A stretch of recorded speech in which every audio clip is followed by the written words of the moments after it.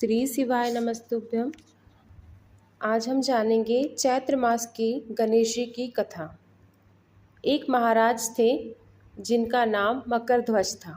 मकरध्वज बहुत ही धार्मिक प्रवृत्ति के राजा थे और अपने बच्चों की तरह प्रजा का पालन करते थे। इसीलिए उनके राज्य के लोग पूरी तरह खुश और संतुष्ट रहते थे। लेकिन राजा को मुनि याज्ञवल्क्य से बहुत लगाव था। बात उस समय की थी जब सतयुग चल रहा था। एक महाराजा थे, राजा का नाम मकरध्वज था।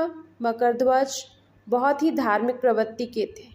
वे अपने बच्चों की तरह अपनी प्रजा का पालन करते थे।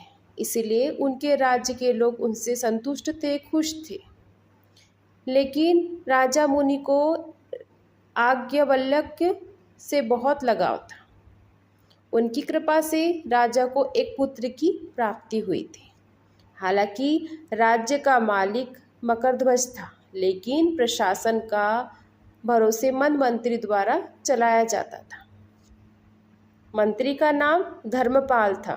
धर्मपाल के 5 विवाहित पुत्र थे। सबसे छोटे बेटे की बहू गणेश जी की भक्त थी और उसकी पूजा करती थी। वह गणेश चौथ का व्रत रखती थी। सास को बहू की गणेश भक्ति पसंद नहीं आई।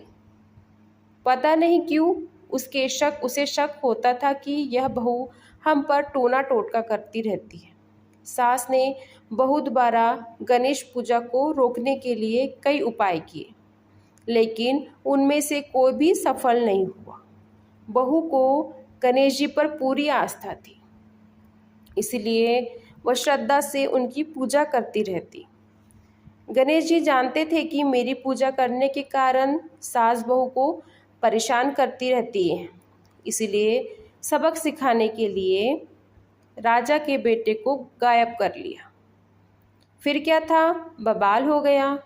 सास पर राजा के बेटे के लापता होने का शक होने लगा। सास की चिंता बढ़ने लगी।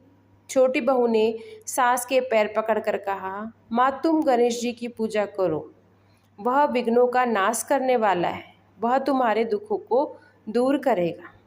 सास ने बहू के साथ गणेश जी का पूजन किया। गणपति ने प्रसन्न होकर उन्हें राजा के पुत्र को दे दिया। बहू से नाखुश रहने वाली सास खुश हो गई और साथ ही गणेश जी का पूजन भी करने लगी।